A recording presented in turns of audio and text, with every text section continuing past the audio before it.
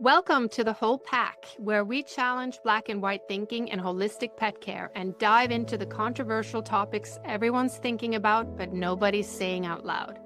I'm Sunny Gandera. And I'm Melissa Sherman, and we are two holistic pet health practitioners here to prove that holistic care can include critical thinking, self-care, and yes, even Western medicine when needed. This is a judgment-free community we wish we'd had when we started our journey. Welcome back to the Whole Pack. So we're looking forward to this episode because who remembers the term boss babe or girl boss? And we're wondering, how do you feel about that when you hear it?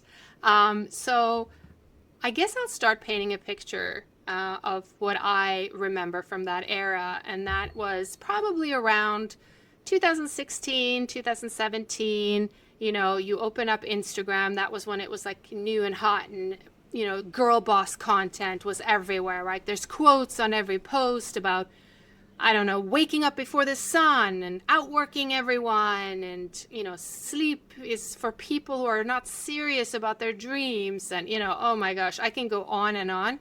But you had these like women in these nice blazers holding coffee cups, looking very purposeful, right? But slightly exhausted in a way that somehow, wow, that's aspirational. She's still going, hustle harder, right?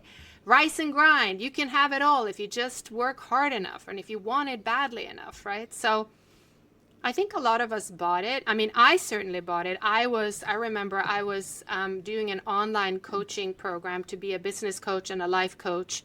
But underneath of all of that was a message that, I felt it was empowering, which was that women belong in positions of power, which of course they do, but and that our ambition is legitimate, and that we can build something that is entirely ours and be unapologetic about it. But those things of course matter, but somewhere in that message eventually something else got smuggled in. I think it was like the idea that if you weren't exhausted, you weren't working hard enough. And Melissa, I just mentioned that to you earlier before we got on air, that I still think that if I don't work 10, 12 hours a day, I'm just not working hard enough to build my dreams. And it can really play into that, insecurity when you're a new business owner and you're like, you're not making the money you're looking for yet. So like, I might have to work even harder. And by working harder, it means putting in more hours, becoming more exhausted, right? I mean, it's like, the rest is a reward I haven't earned yet, right? You have to work. You have to work hard enough to earn rest. Like, what is that? What is that? Exactly. And I remember this time too very vividly. I was still in the corporate world. I was very much climbing the corporate ladder at that point. I had just gotten the supervisory license. I had been promoted. I had a team. I mean, I thought this was made for me. This was the timing. I was arriving with the girl boss, clutching my coffee in my high heels with my pink blazer. I mean, I really wore it out, right? I had gold monogrammed things. It was insane. But trying to keep up with that, slowly climbing. So from a corporate standpoint, I noticed something. There was something, it wasn't, you couldn't really be in your feminine. You couldn't show up as a woman. It was a woman body replacing a masculine role, and you were still expected to show up that way, except, don't speak out of turn because you are a woman. We can see that. Mm-hmm. So there was like this weird, it just felt even more exhausting because here we still have to go home and tend to our home life, right? We have to, if you're married or you have children, you're still expected to show up. And it's this hustle that there's an expectation that in every aspect of your life, you have to be a 10 out of 10 all the time. Any downtime, it kind of shows that you're maybe a loser. I mean, none of this, I do not believe any of this anymore. So like just painting this picture of how like, it's just, I feel like it's harmful. I feel like it was harmful to women. And like, there's a part of it, like a CEO that is a male is a CEO, but a CEO that is a female is a girl boss. Like, isn't that a little demeaning? Right. Like, Yes, absolutely. I know. It's so, but that just speaks to how ingrained that sort of masculinity and the, is in our culture, right? That, I don't know the background of what the girl boss's name, why that came about, but it's like, it's still so,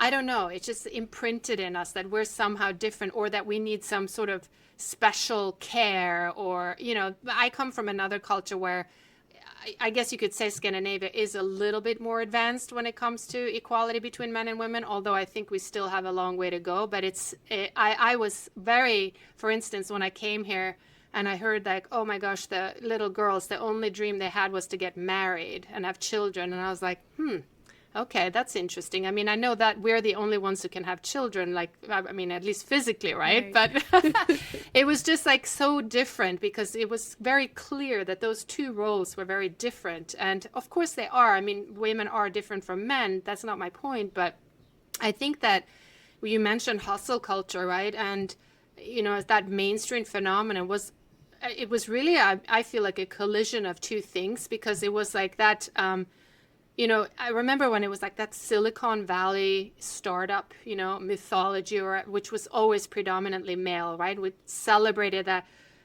owners who slept under their desk and lived on ramen is kind of like he was like a hero, right? And the girl boss movement, they said, oh, women can do this too. We can outwork and outperform and outhustle anyone. Watch us, right? And then it's like, yeah.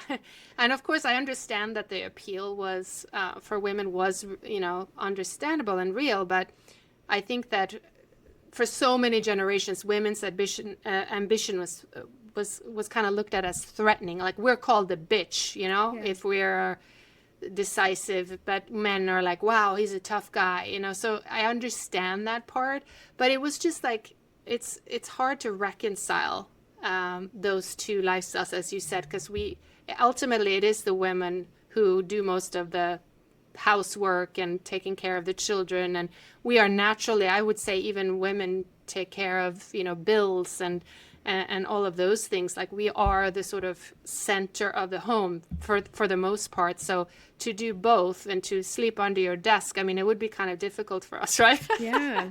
Even though it sounds very empowering and cool, but yeah. It's an attestament to this struggle and balance that I think women have, right? Like, especially like our generation, I think older generations, I would even say millennials, but younger generations, hopefully it's softened for them a little bit. I see that sometimes and it feels hopeful, but then I see this reversion going back to, being housewives and like taking, and there's nothing against being a housewife, but if you're trying to keep a home and run a multi-million-dollar business where like you can't do them both perfectly. You have to like Right. show up to what you can. So it's really important to prioritize as a woman. And we are still kind of sadly trying to prove ourselves still, Yeah, right? absolutely. And that's, I think, the challenging part is a lot of us have that where we were kind of pushed down and kept quiet, and it's just a fight and a struggle. And then we're like, well, we can do it all, and I'm going to prove it to you, because I mean, that shows the spirit of females too, right? It's just, it kind of went a little over the top with it. And when you're replacing a female with the patriarchal structure, but it's still the patriarchal structure, like, did you really break any barriers? Did you really do anything? Or are we just kind of replicating men and putting a female face at the front of it? And that's the part that got me. That is exactly what I was thinking too. And as I was doing a little research ahead of this episode, I came to remember that there was a writer, her name is Anne Helen Peterson. She wrote an essay back in 2019. And what she said, what was being celebrated about this hustle culture and, girl boss thing, it wasn't really ambition. It was the willingness to sacrifice everything in service of productivity. So that sacrifice was kind of framed as a choice, right? Like we have the choice as empowerment, when in reality, it was just an internalization of a system that benefited from women working twice as hard for half as much, right? Yeah. While also maintaining the domestic and emotional labor that nobody was talking about. We still had to deal with it. So, I think that she might have coined the term burnout generation to describe the millennials, which are slightly younger than me. But, she made a point that I think is really relevant to everyone in this community, because she said that burnout isn't a personal failing, it's a systemic condition that's being experienced as a personal failing. And when we treat it as such, we try to fix it with personal solutions. Like, you've seen it all. And I even saw that earlier, like in the healthcare industry or in the fitness industry or whatever, like morning routines, more supplements. You need a meditation app, you need a productivity system and a list. And when actually what you need to change is the story we've been told about what our work is supposed to cost us. And that hits really home for me, again bringing back back the fact that I'm European, and we live in a very different world, whereas like we don't live to work, we work to live. I mean, not everybody, of course, but I'm generalizing. But here it's like really difficult for people to shut off, and if you're not working, you're just like, you're not very useful, right? Yeah. For us, especially what we do as healthcare practitioners, it becomes even more damaging, right? So I think that, I have felt this, and that is that, all of those things like exhaustion and burnout and passion and go, they were framed as these positive qualities. And if you didn't have them, you were just lazy, or you weren't successful, or, I don't know. If you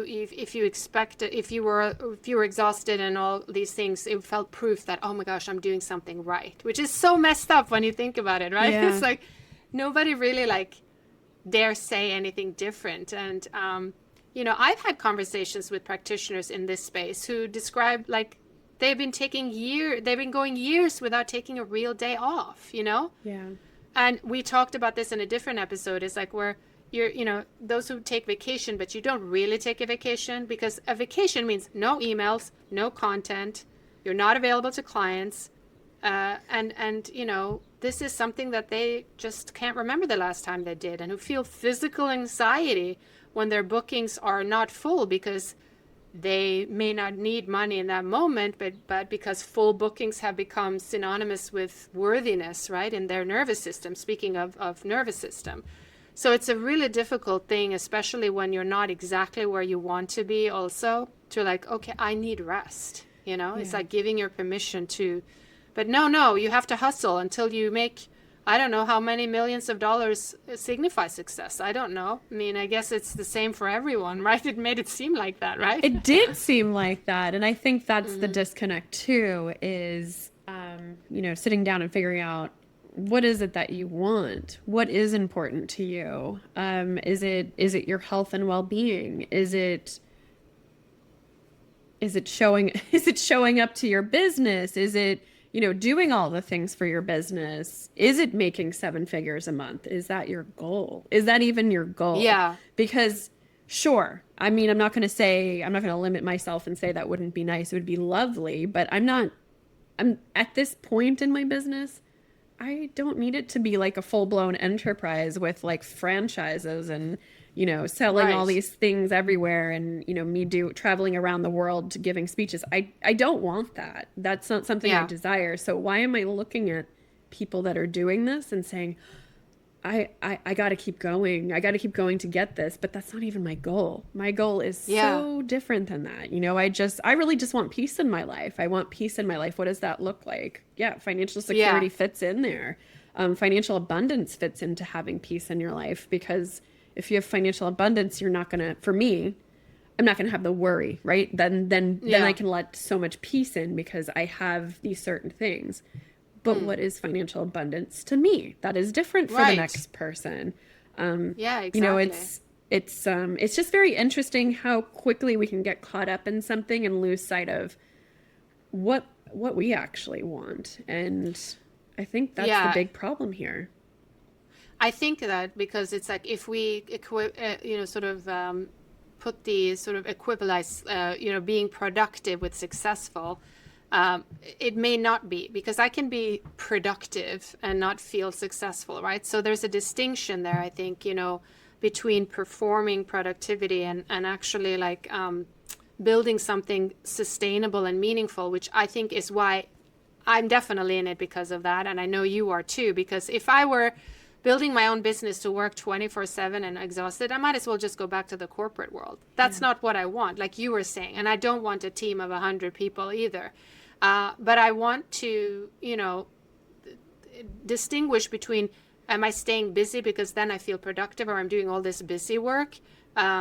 Or am I actually building something that I'm making from like a place of clarity, and be clear about what matters to me and why. And what matters to me is I want to work so that I also can spend time at home with my dogs, right? Because I was always so sad when I had to leave them, right? And no amount of money could make up for the hours and days and weeks and months I didn't spend with them. So that's what I'm trying to do. And I would sacrifice, and I don't even think you have to sacrifice money. And that's another lie we tell us, like, oh, I'll make enough money just so I can do this. You can still make a lot of money. It's up to you. You know what I mean? It's like, it doesn't exactly, we've been sort of conditioned to think that in order to be successful and make $1 million, you have to work 24/7 and not take a day off, which isn't true.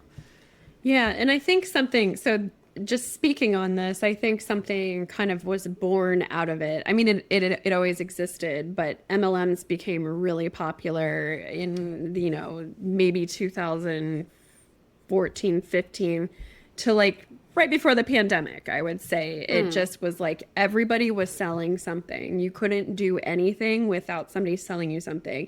Again, born from a great place, because now we all want to be a girl boss. We want to be an entrepreneur. We want to make millions of dollars.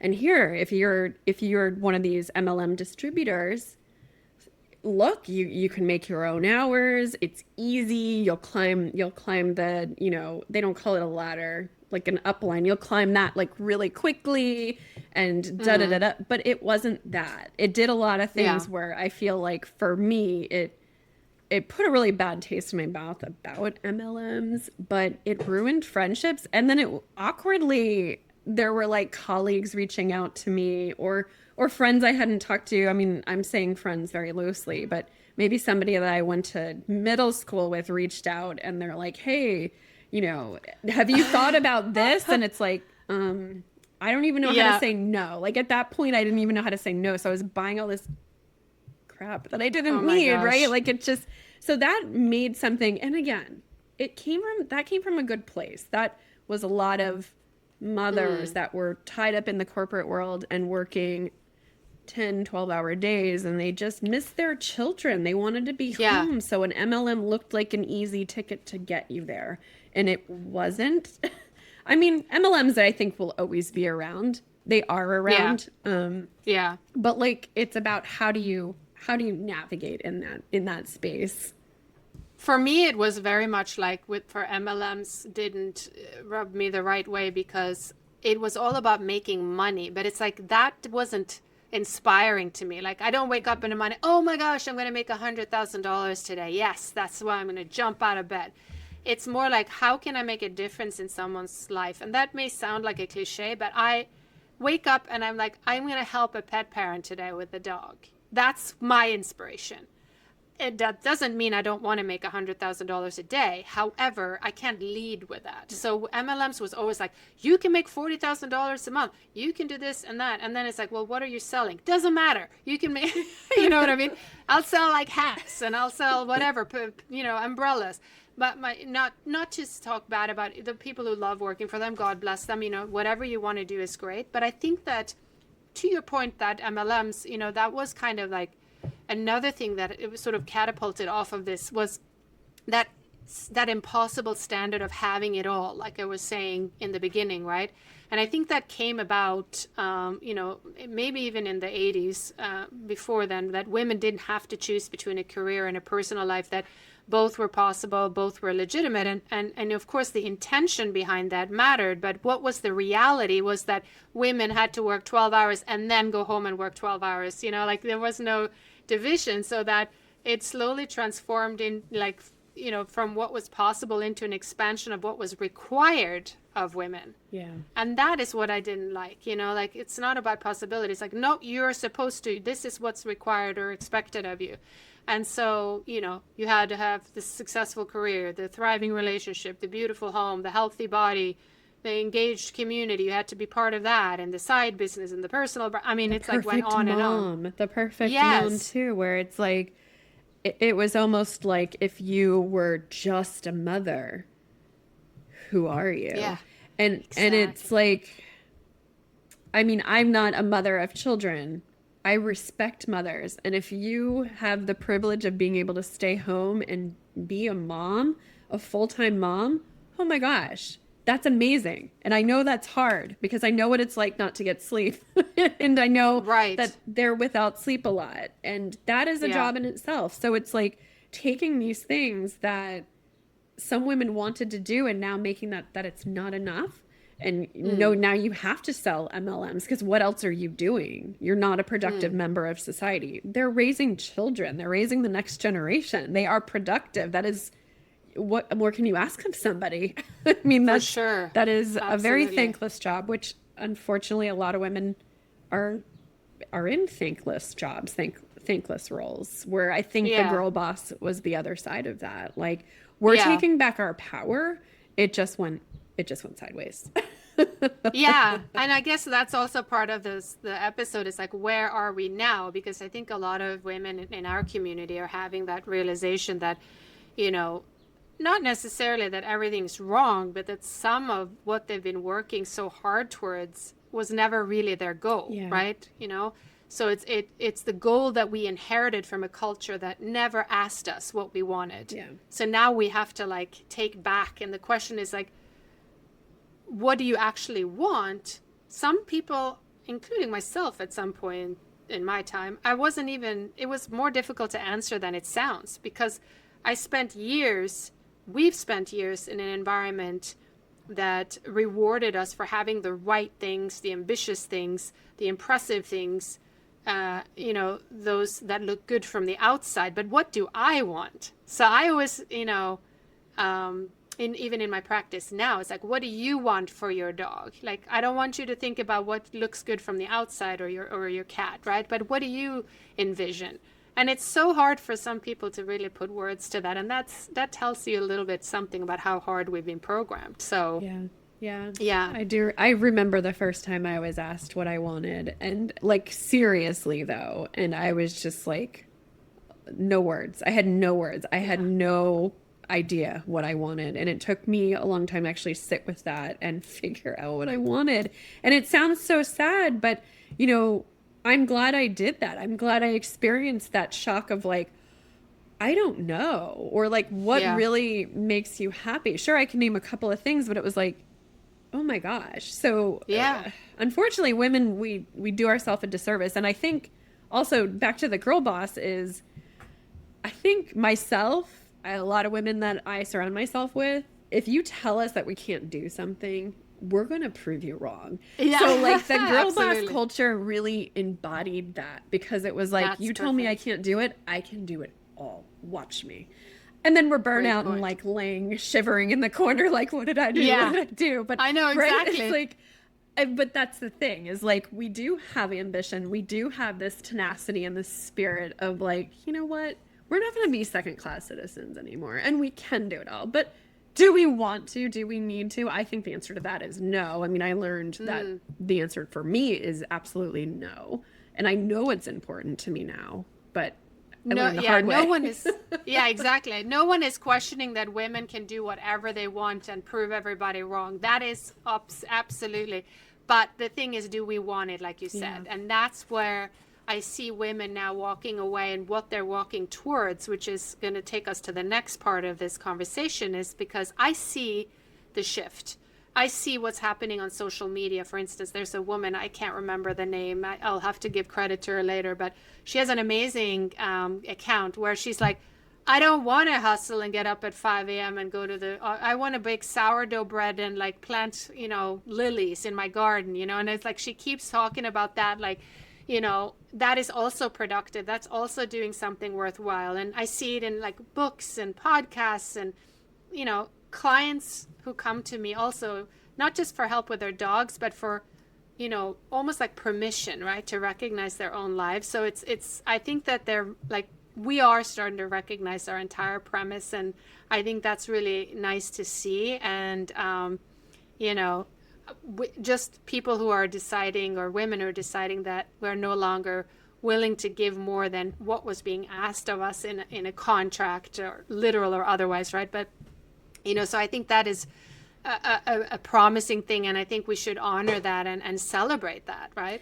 I agree. I think one of the most empowering things that a teacher had told me when I was trying to make the decision to leave my corporate job, but it was terrifying. I mean, I can't downplay that, because it was, here I had a paycheck, here I had all these things, all these beliefs is what I'll call them. A biweekly paycheck. I know about how much it's going to be. I would get an annual bonus that was incredible.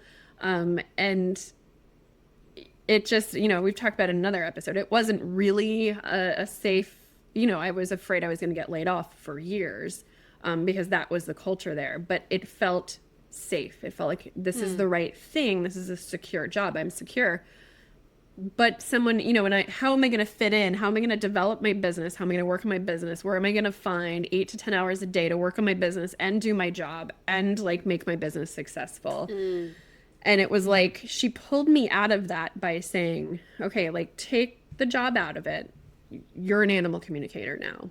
And what is the ideal day? The first thing I was like, okay, so I'm seeing my first client at 7, and she's like, what are you doing? Why are you starting your day at 7 a.m.? Like, if you want to wake up and do things, great. But why are you rushing out of bed to start working immediately? Is that really what you want?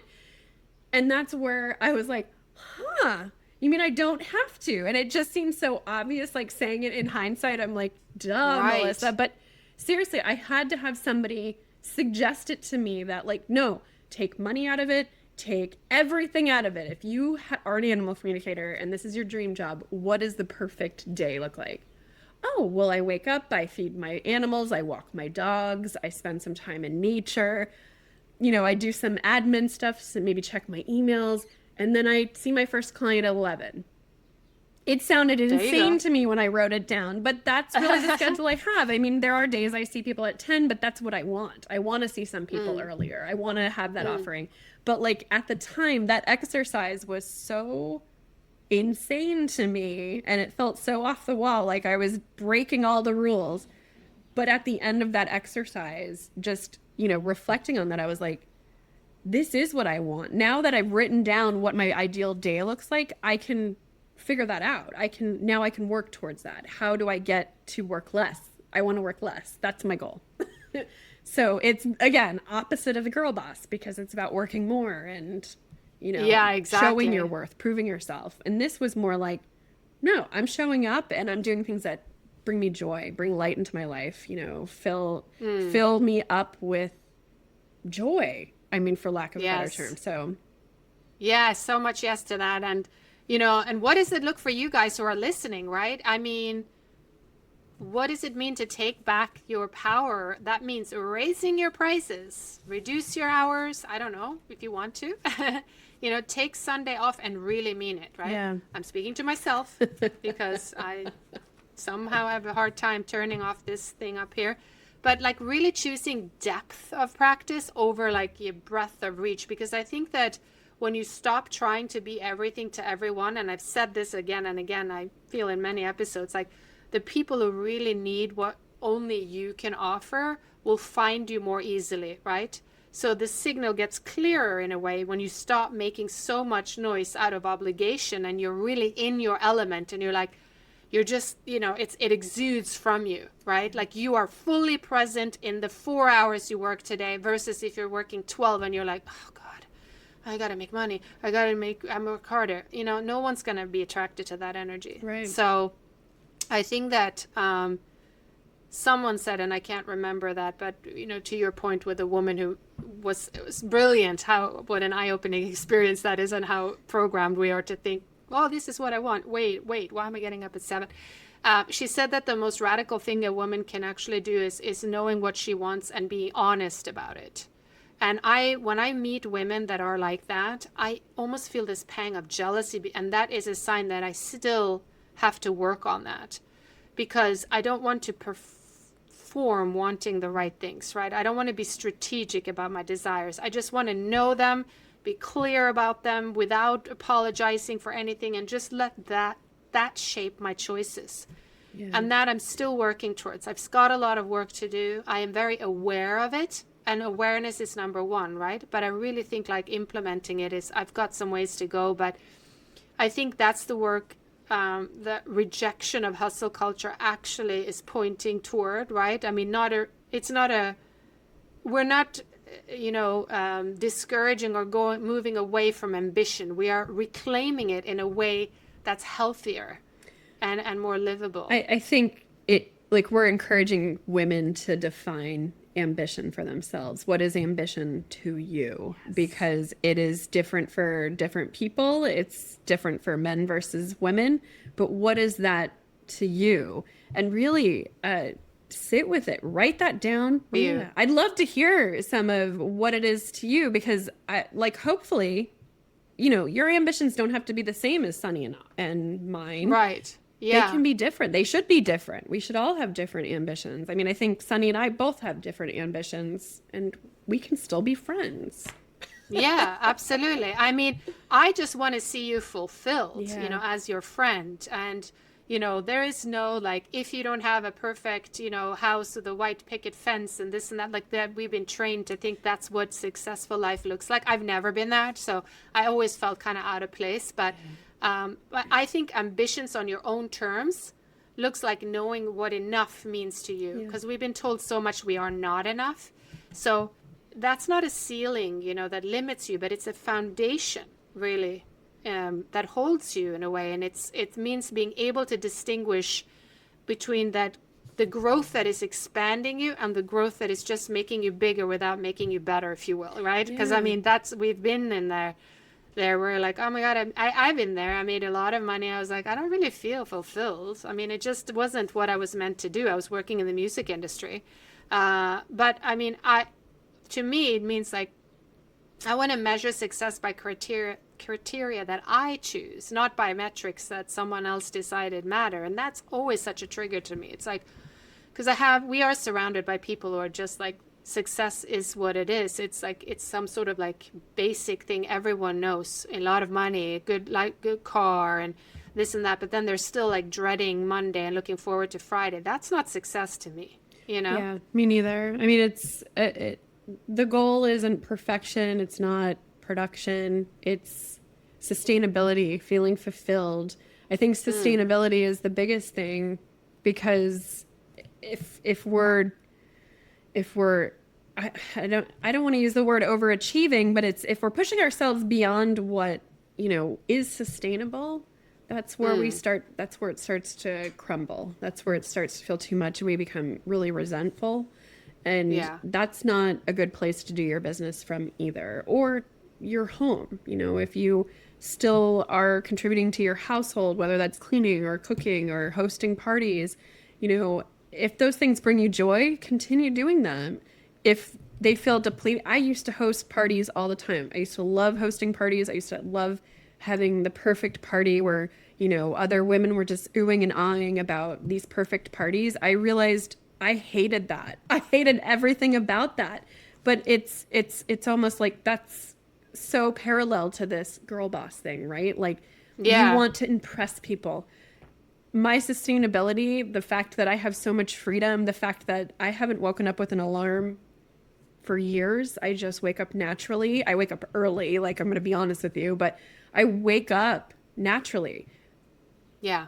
People look to that. My family's like, I don't understand that. That is like, tell me more.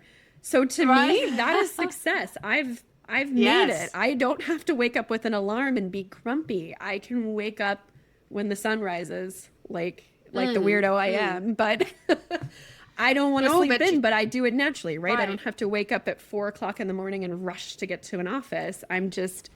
Everything's at my pace. That is what I dreamed of. That's what I wanted, and that's what's fulfilling to me. Again, that might not be your goal, but... Well, yeah, no, and bringing it back to the audience, right? In practical terms, for practitioners in this space, like what does that ambition and sustainability looks like? I keep going back to pricing your services because Yes. that's the business coach in me. But really pricing your services in a way that sustains you fully, not in a way that keeps you accessible to everyone because you're afraid, oh, that person can't afford it. And then you just stay perpetually resentful, right? We talked about undercharging in a previous episode, and I'll keep coming back to it because it's one of the most concrete ways I think that hustle culture thinking shows up in our business. Mm. It's the belief that, charging what you're really worth is somewhat selfish or exclusionary or not keeping in the spirit of why you got into this work. But it also, means choosing the client and the scope of work that actually lights you up. And don't be afraid to niche down, as I said, even if that means a smaller or more specific practice. Remember, it's your business, it's your success. And so there's more, I think, you have more impact. There's more dignity in being extraordinary for a few people than being adequate for many. I feel that. Like I just really want to focus in on those ideal clients, and that is what brings me joy when I see they're implementing what I'm saying, and it's because I'm so passionate about it. It's like a dual thing that happens, Right. right? Like it's great for both parties. So it just means like you have to build in rest also as a non-negotiable, rather than a reward, right? I know that sounds like maybe something that I read on a wellness blog this morning, but it just mean it like structurally, like in your calendar, right? Put down rest in your. Someone said to me, if it's not in your calendar, it's not real. And it is true because we tend to, I can do that later. Like I can do the gym later. But no, set it down because this is you. This is part of your success. This is part of your ambition. You can't, I guess if in your pricing, because you can't afford rest, if you priced yourself so low, that stopping means financial panic, right? Yeah, So that's another reason why you should think about pricing. You have to rest. I agree. And I mean, you can also diversify your offerings. I mean, you can have group offerings that are maybe a little bit lower price point, but you would expect to have maybe 5 or 10 clients in that. Yeah. So, being creative with how you bring that into can also open you up to more free time Yeah. or resting time or time to do things that are not hustling. Yeah, I meant to speak of a Norwegian concept, bringing in my culture again. There's a concept that's called friluftsliv, which means it translates roughly as like open air life, like this idea that time spent outdoors or simply existing in the world, like walking, being in nature, doing nothing like really productive. It's not it's not time stolen from work, but it's time that makes work possible. And that is, again, something that's really resonating as I get older. When I was younger, I was like, but now it's like, oh my gosh, it's like, again, not the living to work, but working to live. And I think that's a really useful antidote to the American hustle mythology that's, really just taken over so much of how we think about time and worth. So practice some friluftsliv. If you want the spelling, Yeah, Melissa, I'll let you know we'll put later. it in the show notes. You should, yeah, you should definitely look it up because it's really part of our culture, and it's so. I think that's why we in Scandinavia have always been like kind of named the happiest people in the world because we take that time. So yeah, just remember. We could go on and on, but just remember, like you're not a productivity machine that occasionally gets to rest. Like you're a whole person, who occasionally does very good work. How about that? Yeah. And then just protecting that person, protecting that whole person. I mean, I think that that's so important, and that's how you show up in the best way for your clients as well, not when you're exhausted and resentful. Exactly. And, a successful business should not, it should not mean that you sacrifice your entire life to be in Yeah. that success. It should include, and I shouldn't say should, but Yeah. it should be broader than just that, than just your business is successful. That defines you. Let rest define you. Like set an example for your friends, show them being rather than always doing and getting caught up in that hustle. Yeah, for sure. And, just my final word, because I know we're running long on this episode, but I guess it's something we really need to discuss as women, is that I know that you guys are waiting for someone to tell you that it's okay to slow down, to charge more and work less, and all of this stuff, to let some things go without feeling like you've failed. But we can't give you permission. I can't give you permission, not because I don't believe you deserve it, because you absolutely do, but because that permission that actually changes things, it has to come from inside of you. Like the external permission from me, from Melissa, from a book, from this podcast, or a culture, that's temporary. I mean, it feels good in the moment, right? But then the old voice comes back and you need another hit of it. And the work is to get really quiet and to hear your own voice and what do I really want, and oh yes, and then start building from that. So I want to leave you with that thought. I hope this gave you guys some inspiration to start thinking about what you think you're worthy of. Are you worthy of just working like a dog, no pun intended, or are you worthy of taking breaks, taking weekends off, whatever it looks like for you? I just think that making those small choices, or large, that are in alignment with that voice rather than in performance of someone else's idea of success is key. Yeah, I agree. Yeah. And just be curious about it. If you've never really thought about any of this, here is your invitation to be curious about what any of this means to you. Success, rest, what is, work-life balance. I don't really use that term anymore, but what does that look like to you? Be curious about it. If you don't have answers, it's okay. Look within, give yourself permission, feel what might be holding you back. But yeah, for sure. So I think we've concluded the boss babe era is over. Yes. Not because thankfully. Ambition is dead. I think we're smart enough realizing that we've been handed someone else's definition of success, and we ran ourselves into the ground. And what we are, replacing it with is this community in the broader culture. I think that's way more powerful, that women who know what they want and why, and who build businesses and practices that live around clarity rather than around what looks impressive from the outside. So we want to hear from you. Where have you felt hustle culture's grip most tightly, and where have you started to kind of loosen it? Please let us know, and come find us at the Whole Pack podcast. And these conversations are really valuable to us and is why we started this. So don't be shy, speak up and comment about this episode and what you liked, what you didn't like. We're available for all of it. All right. I'd love to hear about everybody's evolution into what their success looks like. And absolutely, if you could, it really helps us a lot if you can like and follow this episode, and all of our socials, the Whole Pack. We're on Facebook, Instagram, and we're over on Substack. So thank you for all your support, and we'll see you next episode. Bye, everyone. Bye.